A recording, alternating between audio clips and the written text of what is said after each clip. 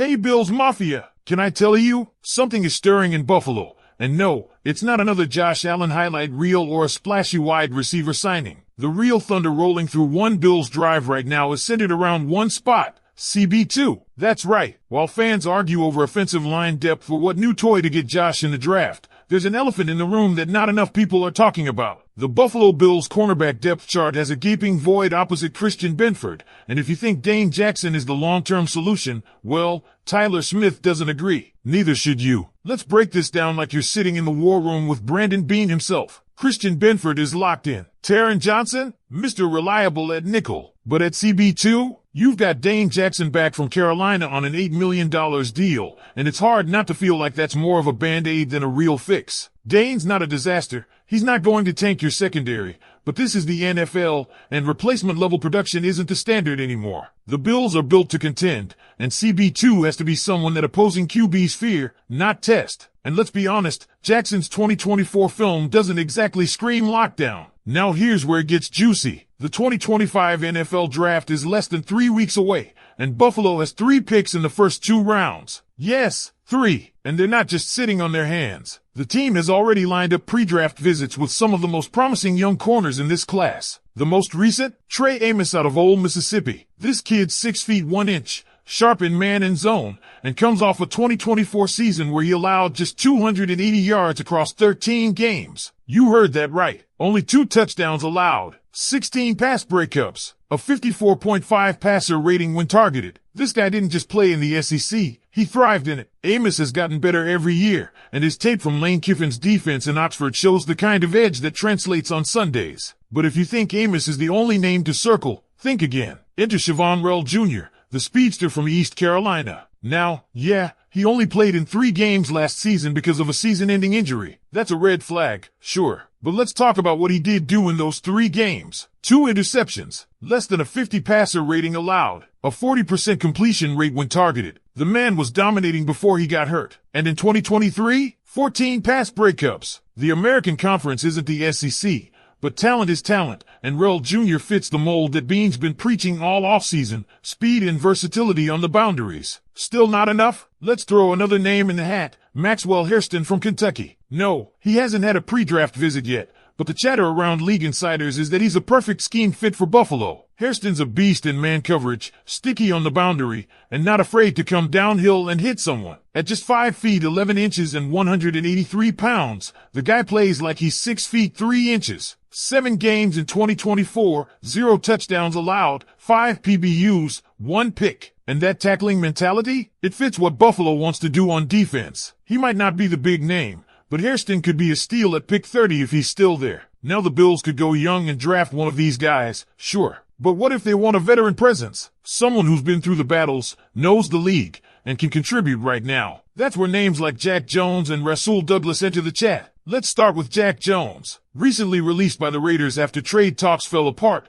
Jones is now on the market, and he and Rappaport named Buffalo as a potential destination. And we're not talking about some bottom-tier guy here. Back in 2023, he was electric. 2 picks, 56.3% completion rate allowed, 63 passer rating when targeted. He was holding his own as a starting outside corner. But 2024? A very different story. His numbers dipped, only 1 interception across 17 games, allowed a 98.5 passer rating, and some whispers about effort and character started to resurface. Stuff that dates all the way back to his Patriots days. There's no denying the talent. But does Brandon Beane really want to take that risk in a locker room that's been defined by leadership and chemistry? Then there's the familiar face, Rasul Douglas. This one might actually make the most sense. The market for Douglas hasn't exactly been buzzing, especially with bigger names like Asante Samuel Jr. still unsigned. But here's what makes this intriguing. Douglas wants to be in Buffalo. He's wearing Bills gear in his off-season workout clips. He's interacting with current players on social. And don't forget, GM Brandon Beane already said the door isn't closed on a Douglas reunion. Christian Benford literally called him his brother during a press conference. These guys have chemistry, and even though Douglas's 2024 numbers took a dive, allowed 4 TDs, no picks, 124 passer rating, this is still someone who knows the system, knows the staff, and could play an important mentorship role to a young draft pick while still contributing on the field. So what's the plan? Is Bean looking to strike gold with a first-round talent like Trey Amos? Will he take a flyer on an injured but electric Rel Jr.? Does Hairston fit the vision for McDermott's defense? Or do the Bills go the veteran route, bring back Rasul Douglas, or take a swing on Jack Jones and hope the locker room can smooth out the rough edges? One thing is clear. Doing nothing is not an option. This team is too talented, too close to a championship window to roll the dice on uncertainty at CB2. You want a defense that can slow down Joe Burrow, Lamar Jackson, Patrick Mahomes? Then you better not have a liability on the boundary. So now it's your turn. Bills Mafia, what would you do if you were Brandon Bean? Is Trey Amos the guy? Are you rolling the dice on Siobhan Rel Jr.'s upside? Betting on Hairston's toughness? Or do you bring back Rasul and ride with experience? Drop your thoughts in the comments, because the Bills' decision at cornerback could define the 2025 season,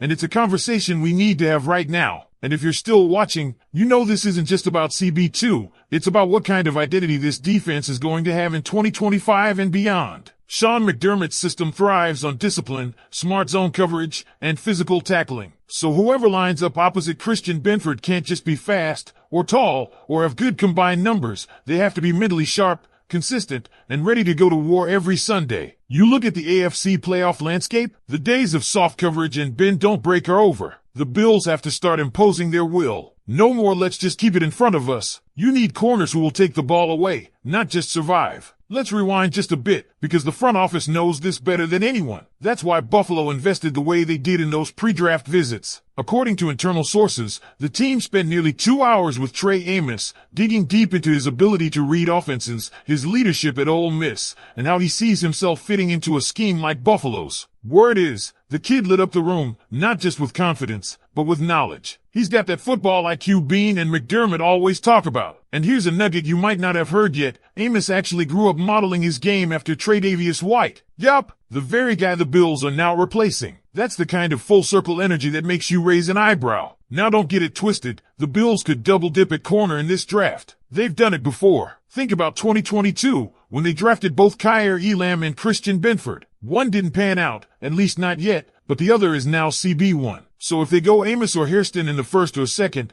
don't be surprised if a guy like Marcellus Dial from South Carolina or Ryan Watts out of Texas sneaks into day 3. This front office loves competition. They want a camp battle. And after losing a leadership figure like Micah Hyde in free agency, they need some young dogs who can grow into that next generation of vocal tone setters on defense. What makes all this even more tense? The ghost of Kaiir Elam. Remember him? The 2022 first-rounder who just couldn't get traction in Buffalo. Injuries, inconsistent play, and eventually just getting buried on the depth chart. If Elam had developed the way they hoped, we wouldn't be having this conversation. But at this point, barring a dramatic camp turnaround, Elam is at best CB4. That's not what you want from a former top pick, and it's likely part of why the urgency at this position has reached code red. And while fans are laser focused on what Bean will